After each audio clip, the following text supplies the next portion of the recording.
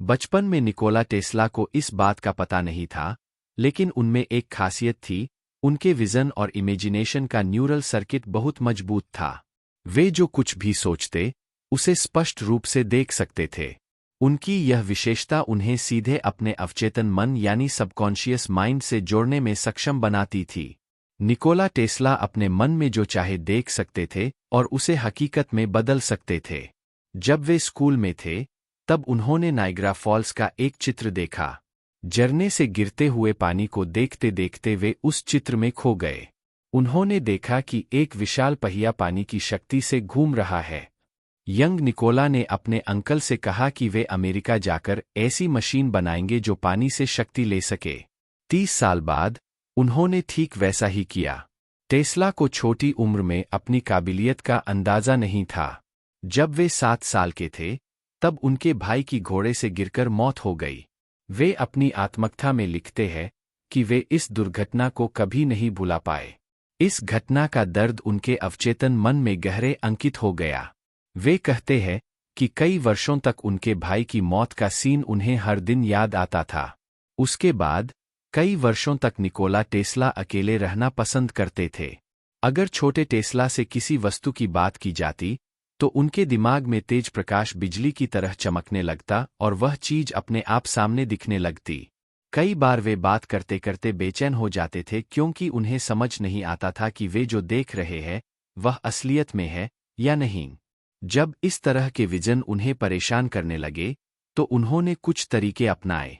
वे अपने मन में एक शहर या बड़ी सी जगह की कल्पना करते और मन ही मन पूरे शहर में घूमते रहते। शहर में नए लोगों से मिलते या फिर किसी पसंदीदा काल्पनिक व्यक्ति को बुलाकर उससे घंटों बातें किया करते। ऐसा वे 17 साल की उम्र तक करते रहे। उसके बाद उनके विजन में विज्ञान की प्रेरणा और समस्याओं के समाधान प्रकट होने लगे। एक दोपहर वे अपने दोस्त के साथ पार्क में घूम रहे थे और कविता गा रहे थे। अचानक उनकी आंखों के सामने जोर से लाइट चमकी और फिर कुछ सर्किट और डिजाइन्स दिखने लगीं।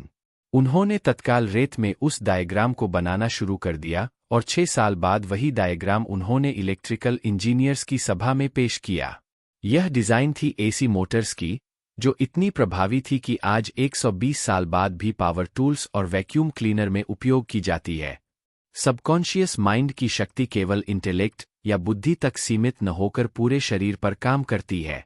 निकोला टेस्ला के पिता चाहते थे कि उनका होशियार बेटा पादरी बनकर रिलीजन और फिलॉसफी को आगे बढ़ाए, लेकिन टेस्ला बचपन से साइंस में जाना चाहते थे। एक बार किशोरावस्था में निकोला को कोलेरा हो गया और उनकी मरणासन स्थिति हो गई। पिता ने निकोला टेस्ला के पास आकर कहा कि तुम जल्दी ठीक हो जाओ, फिर तुम जो चाहे बन सकते हो। चाहो तो मैं तुम्हारा दाखिला इंजीनियरिंग में करा दूंगा। आप इसे माइंड ओवर मैटर कह ले या हीलिंग पावर ऑफ सबकॉन्शियस।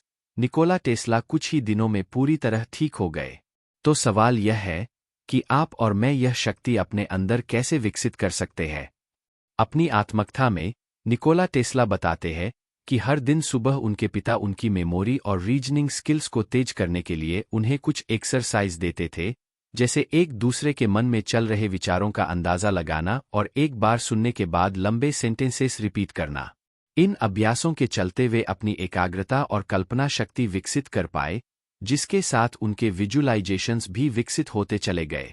अगली बात जो टेस्ला कहते हैं कि दुनिया में अधिकतर लोग बाहरी चिंतन में फंसे हुए हैं, उन्हें नहीं पता कि उनके अंदर असीम शक्ति काम कर रही है। टेस्ला कहते हैं कि वे जितने भी इन्वेंटर से मिलते हैं, उनमें धैर्य की कमी होती है। ये लोग किसी भी कल्पना को अपने अंदर रोकना और उसे नज़दीक से साफ देखना पसंद नहीं करते। अगर ये लोग ऐसा कर ले तो उस नए आइडिया को काम करता हुआ महसूस कर सकते हैं और अपने पैसे और समय का नुकसान बचा सकते हैं। निकोला टेस्ला के लिए अकेले और शांत रहना बहुत जरूरी था। अगली बात वे कहते हैं, be alone, that is the secret of invention. Be alone, that is when the ideas are born. वे कहते हैं कि अगर आप ब्रह्मांड का सीक्रेट जानना चाहते हैं, तो एनर्जी, फ्रीक्वेंसी, वाइब्रेशन के टर्म्स में सोचिए। आपका कॉन्शियस माइंड एक रिसीवर है और एक सोर्स है जहां से ब्रह्मांड और सारी नॉलेज प्रकट होती है। इससे संपर्क करने के लिए आपको शांत और सचेत रहने की जरूरत है। टेस्ला कहते हैं कि उन्होंने अपनी सारी पूंजी एक्सपेरिमेंट्स में लगा दी जिससे वे नई खोज कर सकें और मानवता की तरक्की हो सके।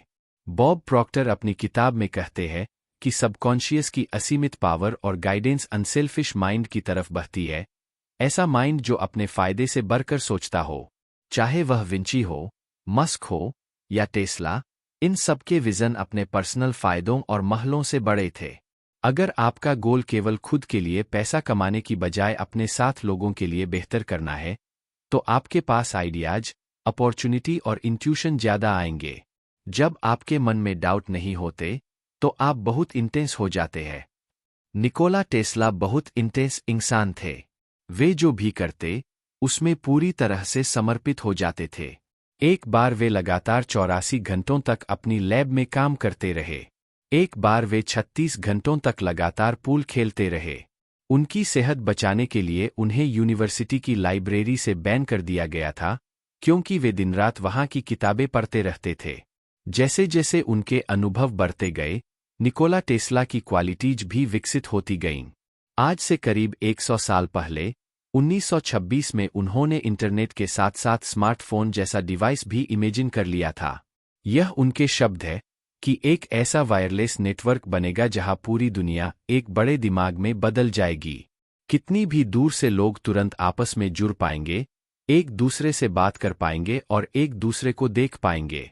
ऐसा करने के लिए इंसान के पास एक छोटा सा डिवाइस होगा जिसे वह अपनी कोट की पॉकेट में रख सकेगा। दोस्तों, समरी में निकोला टेस्ला कहते हैं कि complete mastery of mind over material world ही इंसानी जीवन का लक्ष्य है। सबसे पहले, learn to hold the thought. अपने अंदर बसी कल्पना शक्ति को इग्नोर मत कीजिए। अपने दिमाग में किसी सकारात्मक आइडिया को रोकना, उसे देखना और महसूस करना जरूरी है। इसी प्रक्रिया का एक रूप है विजुअलाइजेशन। जितना अच्छा आपका कंसंट्रेशन होगा, उतनी अच्छी तरह से आप यह प्रोसेस कर पाएंगे। इसलिए ध्यान, मेडिटेशन या अन्य अभ्यास जरूर मदद करते हैं। हमारा कॉन्शियस माइंड एक रिसीवर है और एक सोर्स है जहां से ब्रह्मांड और सारी नॉलेज प्रकट होती है। आपको बस शांत और सचेत रहने की जरूरत है। सबकॉन्शियस माइंड की असीमित पावर्स और गाइडेंस अनसेल्फिश माइंड की तरफ बहती है, ऐसा माइंड जो अपने से बढ़कर सोचता हो। अपने विजन में हमेशा दूसरों की सहायता के लिए जगह रखिए। आपकी इंटेंसिटी बताती है कि आपके अंदर कितने कम डाउट्स है। इसलिए आप जो भी करें, उसे पूरी तरह डूबकर और तल्लीन होकर करें।